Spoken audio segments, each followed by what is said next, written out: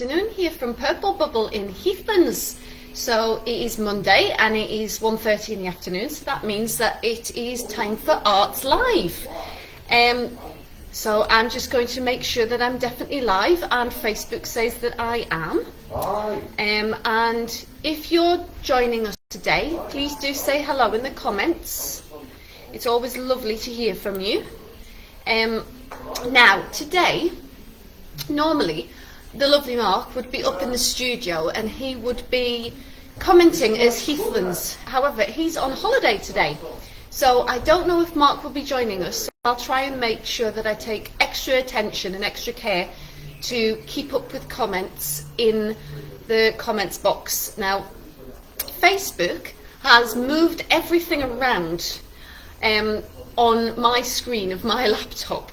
So I can't actually see myself or if anybody's watching while I'm looking at the comments, which is rather awkward. But I will type a hello. And as I say, if you're watching, please do make a comment and say hello and where you're watching from. And I'll do my best to try and keep up. So, as I was saying, it is Monday, and that means it's Art Live. And today, what I thought we'd do is we'd go back to some kind of really core art skills. So last week we were doing a really kind of craftsy textiles-based project where we did our tie-dyeing, and the tie-dyes came out fabulously. In fact, I'm kind of regretting I should have gone across and got the tie-dye. In fact, maybe I could ask Maria if she would be available to go and grab those. Maria? I'll give her a minute. So yeah, as I was saying, we're going to go back to some really kind of original core art skills, and we're going to look at drawing today. So for drawing, you need some paper, obviously, and you need whatever materials you want to draw with. Now, what I've done is I've selected a kind of an array, a platter or a smorgasbord of different kind of drawing tools that you can use. So I have a standard kind of HB school pencil. I have a big chunky graphite stick. I have a writing pen. I have a broad tipped black felt tip. And I have some charcoal, and then I have what's called Indian ink. So with Indian ink we have to be very careful because it's like permanent ink. It's like a Sharpie but in liquid form. So yeah, you need to be very, very careful. Hi Alan, it's nice to see that you're watching, and you're in Green Bubble today, yes? It's lovely to have you. So as I was saying, Alan, and hello Abby. We are doing art skills today. We're doing drawing skills. So I have paper and I have a load of materials that I can draw with. Maria, could you do me a favour, please? In the conservatory or the corridor, I think, there is the tie-dye work that I did last week. I've forgotten to bring it across to show the guys. Just thought, grab them all. Yeah, please. So, yeah. So hi Alan and hi Abby, it's lovely to have you, and yes, I will see you tomorrow, Abby. Absolutely. So we are drawing today. So we're going to start off by having a look at the effect of our different materials.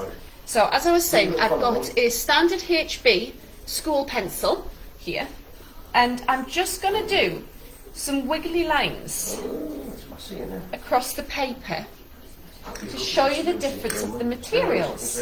And then I've got this chunky graphite stick. So this is the same lead that's inside the HB pencil, except it's softer and it's really, really chunky.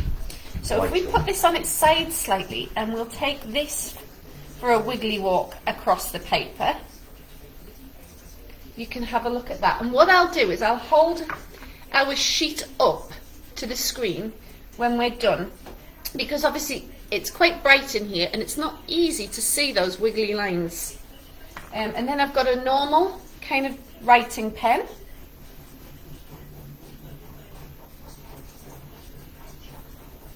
And you can make lots of lovely differences with these different textures. And then I've got a broad felt tip, and I might sweep that one across quite evenly, or make it go smaller.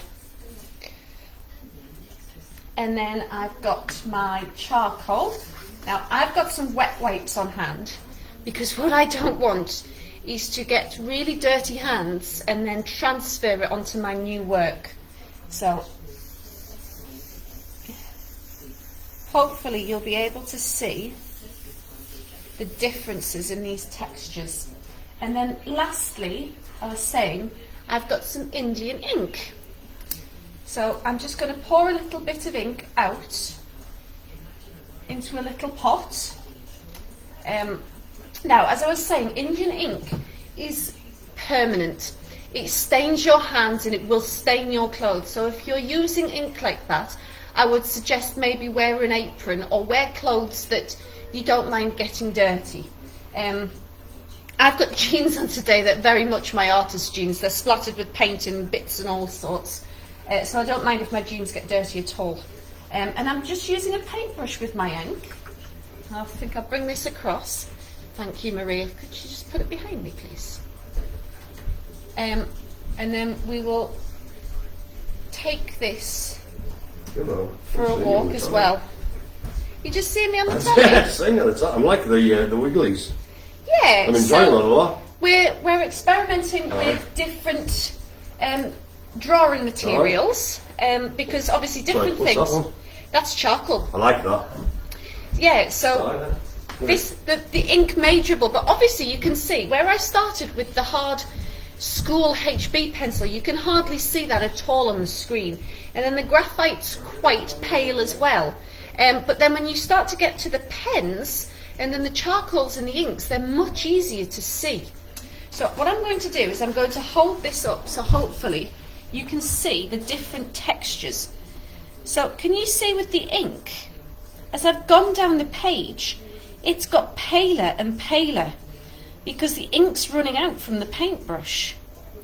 So from left to right over here, so on my screen it's left to right, left here, right here, it's probably the other way around for you. This is our HB pencil, and then the next one across is our graphite, and then the one after that is our normal ink pen, our biro, and then this one is our felt tip, this is our charcoal, and this is our ink. So that's all the different textures you can create with those different materials. So what I'm going to do is I'm going to put that to one side, and what I thought I'd show you is a couple of warm-up exercises that one of our lovely support workers and tutors showed us last year in our art Zoom sessions. So we did some evening sessions that were funded last year on Zoom, and we had lots of lovely different tutors who have different arts backgrounds and different skills. And one of those tutors was Katie. Katie also works as a support worker here in Relief. And she works for Prism, so she's got a great arts background and she's a fabulous drawer. Really, really cool. And one of the things that she did with all of the Zooms that she taught for us was she did these lovely warm-up exercises to get our bodies kind of ready for drawing and our minds connecting to our hands so that we were kind of really in a good place to start our drawing. So I'll show you a couple of the techniques that she taught us. So the first thing was, similarly like what we've just done, was taking the ink, taking whatever material you're using, and taking lines for a walk across the page. So we did lots and lots of wiggly lines. So you could do kind of very uniform, even lines. And as you can see, my ink starts to run out again. And then you could do kind of really broad lines. And you can top up your ink if you need to. I think it's really nice that the texture changes. And you can see that kind of ebb and flow of the material. So we've got kind of even lines, we've got broad lines, and then your wiggles, you can kind of play with the way that they loop in and out of each other. And again, topping up.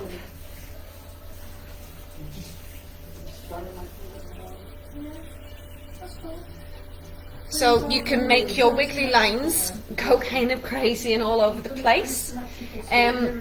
You could take your wiggly lines and make them loop, which is a really fun technique. It's kind of a calligraphy technique. It's not the easiest thing to do with a paintbrush, I've got to be honest. It's easier to do with a pen. But it creates this lovely texture. And then finally you can kind of play with the space. So we played with it like lengthwise that way. So you can play with the space lengthwise this way. So you can make that wiggly line like a snake. And then you could make that snake wiggly line really uneven as well. So it's more like a meandering river. So that was the first warm-up exercise that Katie showed us. And that was just taking our ink, taking our pen or pencil or whatever we were using, and taking it for a walk in wiggly lines across the page. Now, we've got Brian with us in the Purple Bubble today. Do you remember doing this with Katie? Drawing the wiggly lines? Yeah. Yeah, can you remember what the one was we did after that? Oh, circles. Circles and spirals, yes. So, that was the first activity that Katie showed us, and I'm going to, again, I'll hold this up for you to see, and hopefully you can see all the differences I've made there. So starting with quite a plain, simple wiggly line over here, and moving across the page to really changing that wiggly line up and thinking about how we can express the idea of a wiggly line in different ways. Put my work down there to dry. I'm going to end up surrounded by paper by the end of this session, I'm sure. So the next thing that Katie showed us was to start thinking about how we move our hand around a page. So she asked us to kind of really take control of what we were doing and to do spirals. And the tighter we can do the spirals, the better. So I'm not made a great start here. My spiral is not that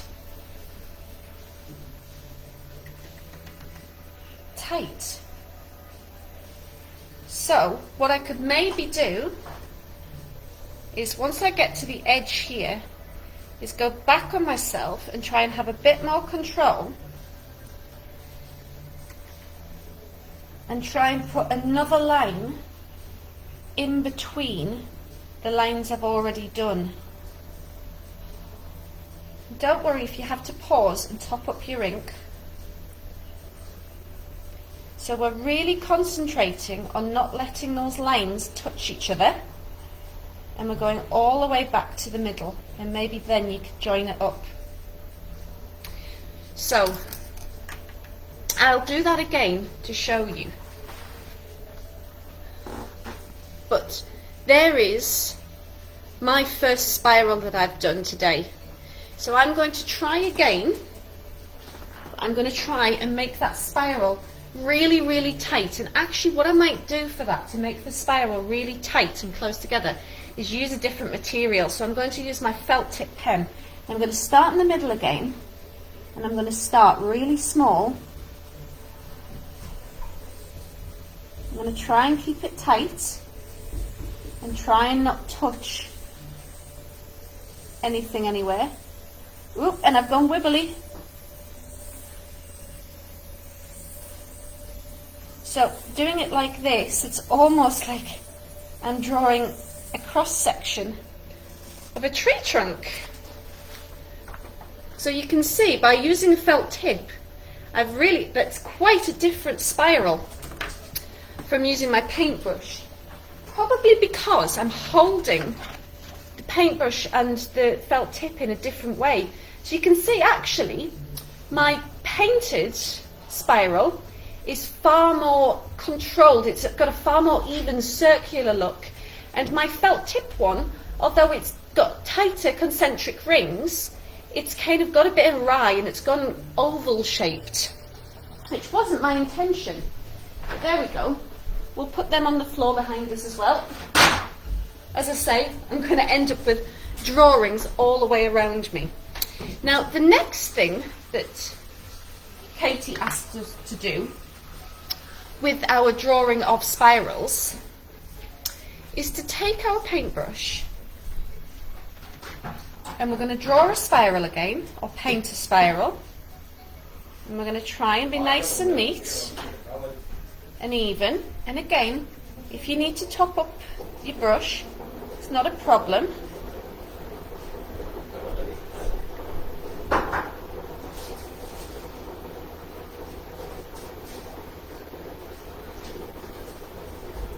And we're going to keep going round.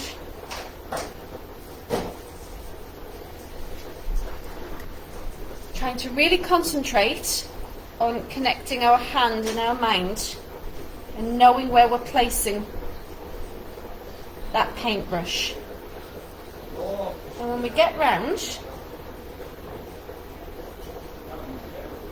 what we're going to do, now that we've drawn our spiral on our page, is we're going to go back over it in the opposite direction.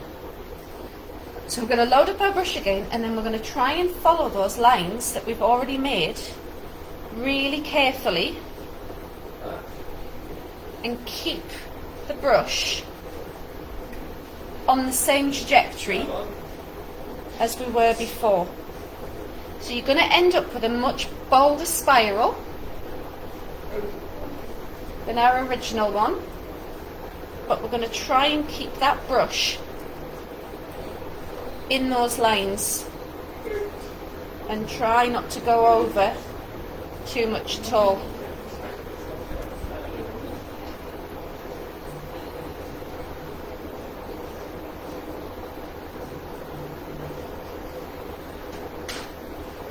Making our way all the way back to the middle. So, there we go. 3 ways to do a warm-up exercise of a spiral, and we've got one more with our spirals, so I'll show you that there. Hopefully you can see that makes a much bolder, more even spiral than our original one. So twist those. So we've done a spiral and then gone back round inside of the original spiral lines that we've done.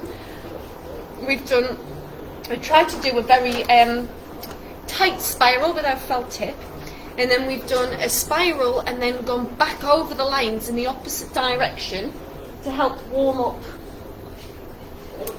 our hand and get it working in both directions. So the final one, which is really good fun, is to try and draw a spiral with our eyes closed. Now, I want you to be able to see this on the screen, so I think I'm going to use my charcoal, because this is nice and bold and I won't need to top up my paintbrush. Because if I was trying to do a spiral with the ink, I'd run out of ink and then you wouldn't be able to see what I was doing. So I'm going to try and be really, really good. I'm going to place my charcoal in the middle of the page and I'm going to hold down my paper, and then I'm going to close my eyes and I'm going to try and draw a spiral for you. So here goes. Okay, close your eyes, Helen, and draw.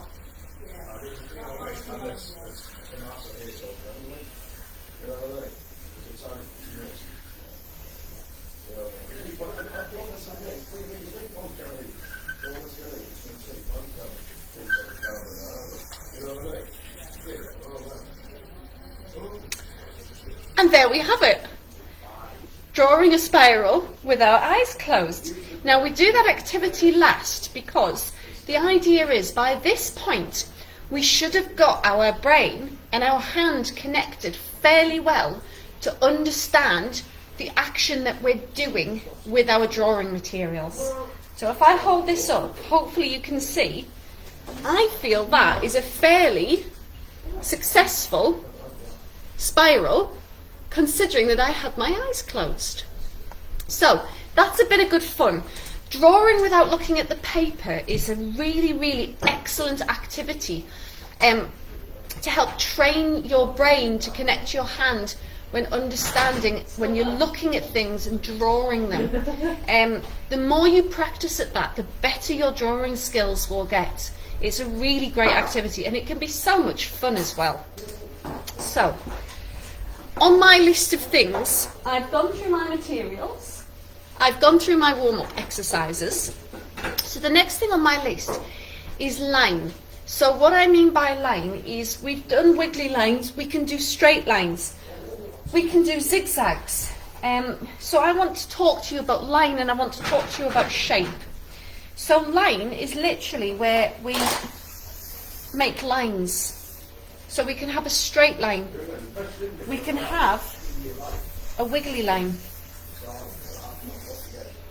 yeah? We can have a spiral kind of line.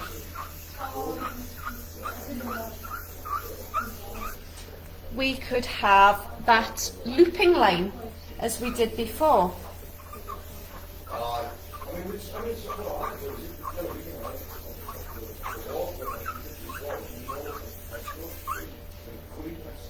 And I will hold this up again, guys, don't worry. We could have zigzags.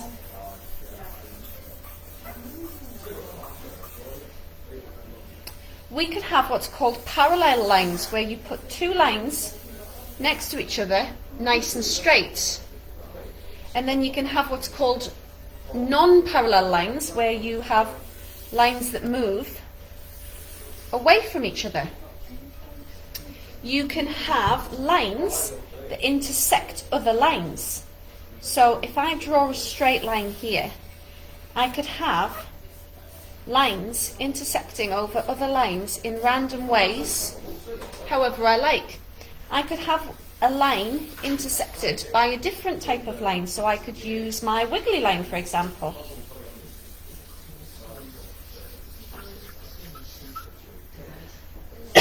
Sorry, I've got a tickle in my throat, so I will just top up myself with a bit of tea. So, if I hold this up for you guys, there's lots of different ways that we can think about using line to create our pictures. So, we've talked about line, now we want to talk about shape. Where am I? That over there? It's maybe gone a bit too far, but never mind. So, when we think about shape, shape is about how an object is formed. So if I pick up my flask, for example, from that angle, this looks like a square, or an oblong rather. But if I tip it up, obviously, I have a circle on top.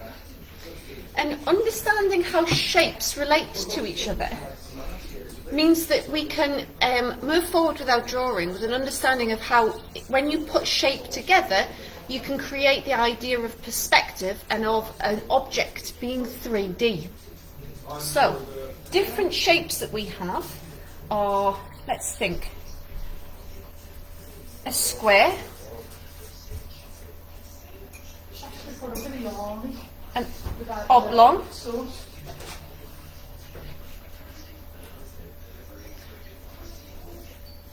a triangle,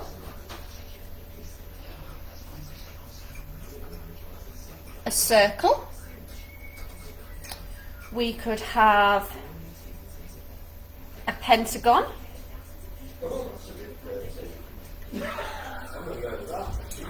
could have, now let me get this right, not perfect, hexagon, and we can go as many sides as we like. We could have what's called a rhombus, which is a four-sided shape where your sides have been slanted. So if you think about a square having four sides, you kind of tilt the square off to one side. So you make the sides sloping, and that's called a rhombus. Now the other four-sided shape you can draw is what's called a trapezoid. So that's where both sides are slanted, but in the opposite direction. So instead of your square or your four-sided shape having straight sides or slanted sides like that, you tilt your sides out at the bottom or the top in each direction. So that's a rhombus and that's a trapezoid. We could have, let's think of other shapes. Stars, so that's a really easy way to draw a star. You could have a heart.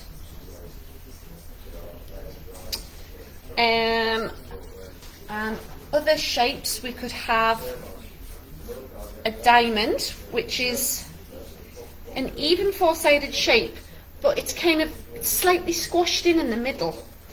And our final four-sided shape, I think where we'll leave it, is a kite.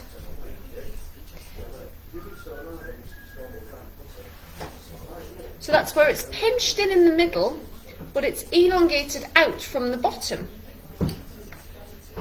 So I'll stand up and hold this up and we'll point out our different shapes. Make sure you can see this properly because the sunlight is really quite bright today. So, starting at this side, we've got a square, a rectangle, a triangle, a circle, a pentagon, a hexagon, a rhombus, a trapezoid, a star, a heart, a diamond, and a kite. And then it's the way that those shapes all interact with each other that start to create the ideas of solid objects or things being in front and other things being behind. And when we put those all together, that's where we start to construct our pictures. It's how we construct our full-on drawings rather than just these practicing exercises. I'm ending up with paper everywhere. So, the last thing I wanted to show you today for different techniques in drawing was creating textures. So we've talked about different lines and we've talked about different shapes and we've done our warm-up exercises. So now we want to think about how we create texture in a drawing. And there's lots and lots of lovely different ways that we can do this. So, we've talked about line, and line is a brilliant place to start with creating texture. So what I'm going to do is I'm going to start with something called hatching. So hatching is where you put lots and lots of lines on the page close together to create texture. So I'm just doing lots and lots of lines and I'm just going to create a little section there for you to see. So that's like single, there's that bright light, single hatching. So that's lots of lines close together. And then we can do something called cross hatching. So we do lots of lines. And I'm not being particularly accurate with this, but you can be more accurate with it if you want. So we've got our hatching. To do cross hatching, all we're going to do is turn our paper and cross it over. And obviously this creates a denser, darker texture on our page. Where is that? There we go. So we've got hatching, and then the next one over is cross hatching. Now let's think about different textures that we can make. Another texture that we can use to create kind of interest in our drawings is what's called pointillism. So pointillism is where we take our material that we're using and we do a lot of dots. And I mean a lot of dots. So we literally just dab. Now I'm using ink because this is a really quick way and bold way to show you what pointillism looks like. You can do this with a pencil or a pen, but it will take ages. Whereas if I do this, and hold it up for you. Hopefully you guys can see the idea of pointillism. Oh, and there goes. See, my ink's dribbled. But actually I kind of enjoy that. Now, where is that? I wonder if we've still got that. Another way of doing a great texture is by using a straw. Yes. My straw is still here. So if you put a really big daub of ink,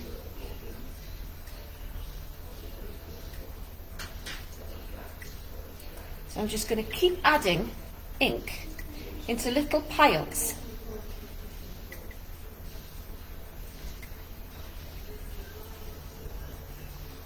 Okay. And then we take a straw. Now, I know this is my straw, so it's fine, nice and clean. What we can do, if we point our straw at the ink on the page and blow, we can make it go off in crazy directions.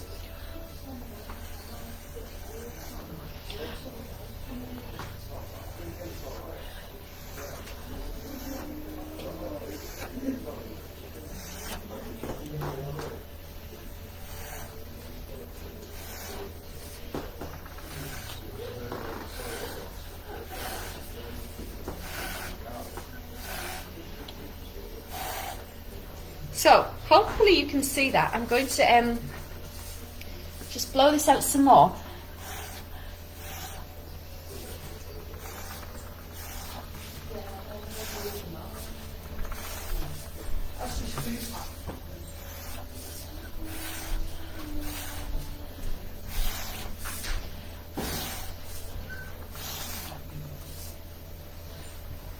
Now, I've done this quite quickly.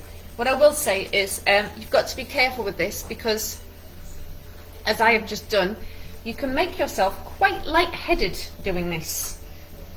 But if I hold this up, hopefully you can see I've blown that ink all around in different directions. And what it's done is it's created almost like this look of a thicket of a tree or woods. So if you did this in brown inks and then you went in with green ink afterwards, you could really make a beautiful looking tree.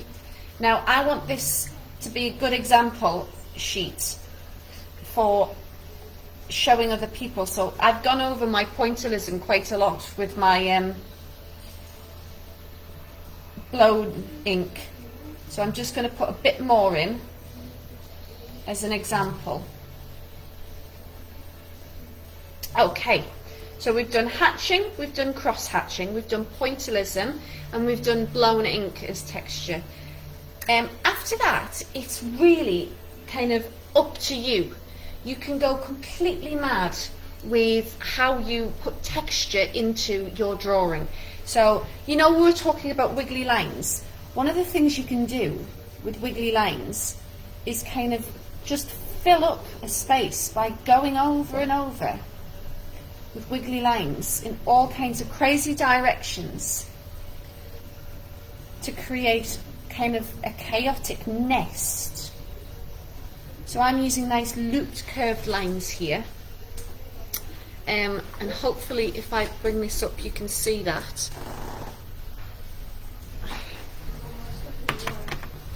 I don't want the ink to run again, that's the problem. So in this bottom corner here I've done these looped lines that hopefully you can see. And then, you know, you can play with that. So we've just done looped lines. You could do jagged lines going everywhere. So it's all spiky to create your texture. And then you can take inspiration from anywhere.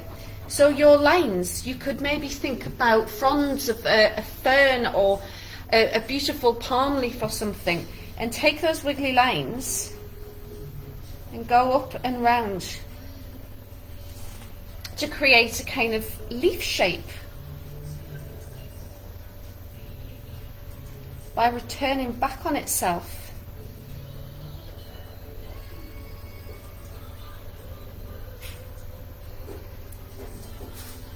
We could think about the shapes that we were talking about and using them to fill up a space. So you could use circles like bubbles. I might move to my felt tip actually because it might be easier for you guys to see on the page. So drawing lots and lots and lots of circles, and you can vary the size. You can make some really big, you can make some really small.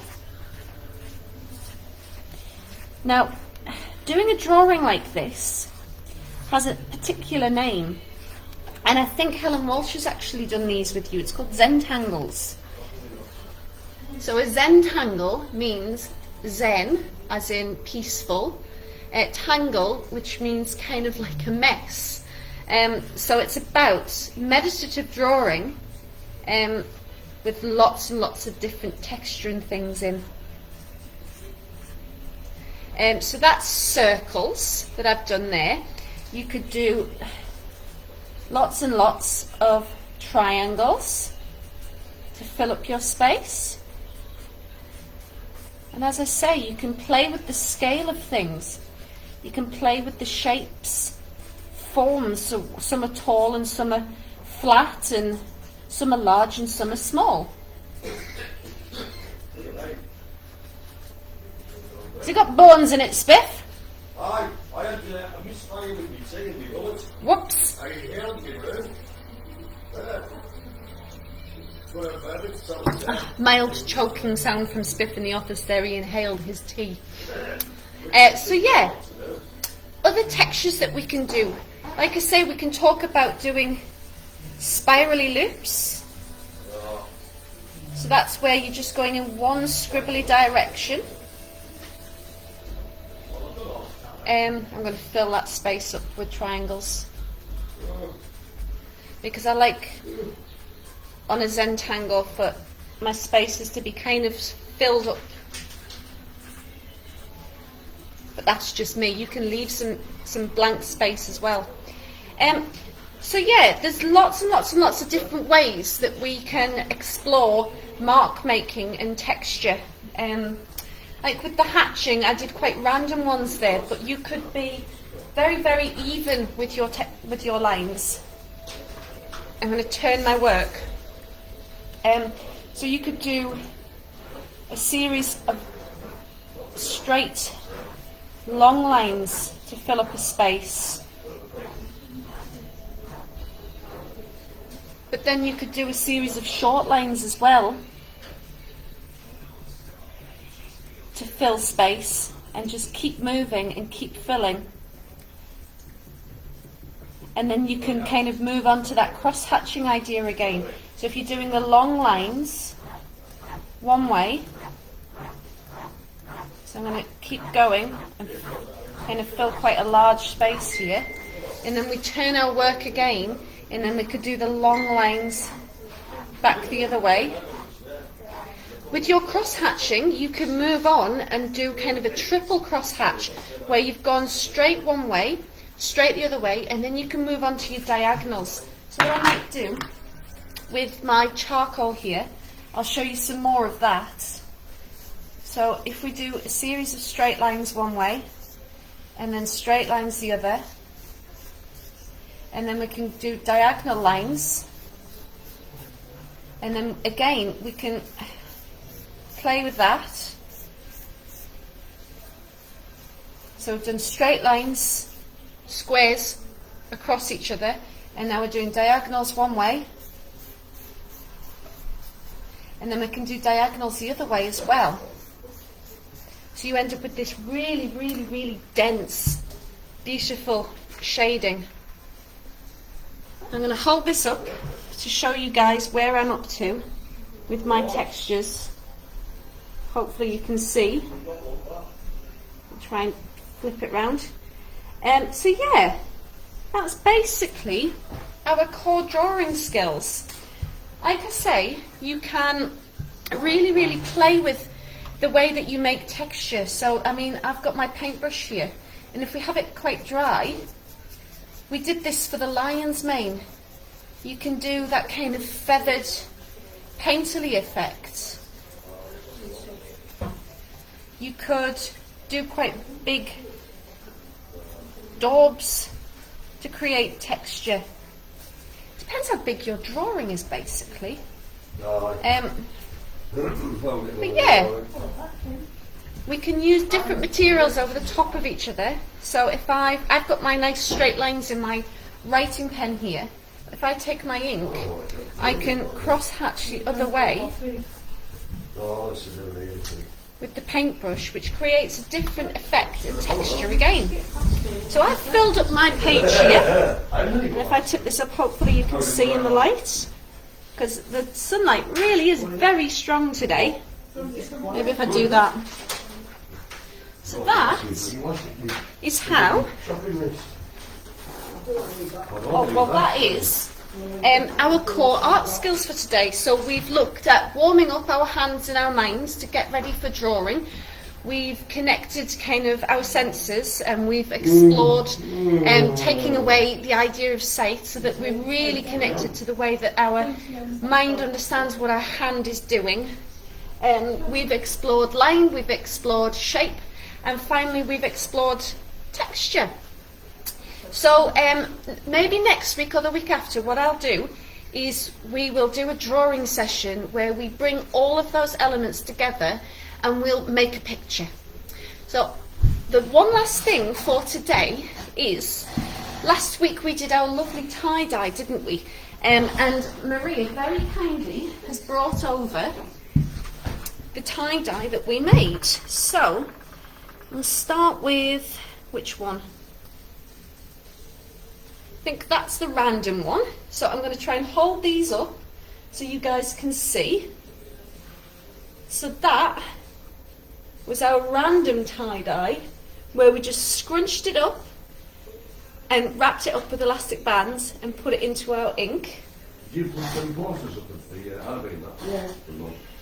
And then we did our pinching technique, where you take your fabric and you kind of pull it through your hand, and with that peak you put your elastic bands through that, and that creates this lovely kind of circly diamond effect. So that was our pinching technique. And then which one's this? No, not that one, not that one. So this one was where we folded our fabric diagonally. So we folded it like that, and then we concertinaed it up, folded it in a concertina, and then wrapped it in elastic bands again. So we end up with these lovely stripes, pleated stripes. We did, is this the squares? Where we folded it up lengthways, and then we folded it up in a concertina the other way. So that's where you fold down, up, down, up. So imagine a bit like an accordion. And by folding it each way like an accordion, we make this lovely square pattern. And then the development on from that was folding it up straight one way, and then folding it kind of in a triangle the other, and we end up with this lovely diamond pattern. And our final one was our tricky one, which was trying to do a mandala or a snowflake. So this is where we folded it in a certain concertina way from the middle, and we are going to put instructions up on the blog about how to do that, which will have a link to the Facebook Live video as well. And this is how this came out. So yeah, that was the results of our tie-dyeing from last week, guys. And as I say, hopefully for Christmas, what we're going to do is we're going to move on from just those basic ideas for tie-dye and maybe do some stitched shibori, or maybe some more mandala tie-dyeing for some Christmas napkins, which I thought might be nice. So yeah, that's us for today. Just find my mouse. We hope you've enjoyed this live session, and next week we'll either be doing making a drawing or a picture using our drawing techniques, or the other idea I had was to cut out some collage to create a landscape or a village. So you can let me know in the comments what you think. Hi, David's saying hello. It is a lovely day outside, isn't it, David? it's really lovely to have you, but this is us saying goodbye. So yeah, you can watch the live video back. It'll process in about 5 minutes to see all the different things that we've done today, David. But yeah, we hope you've enjoyed the video, and we will see you again next week, same time, same place. Bye guys.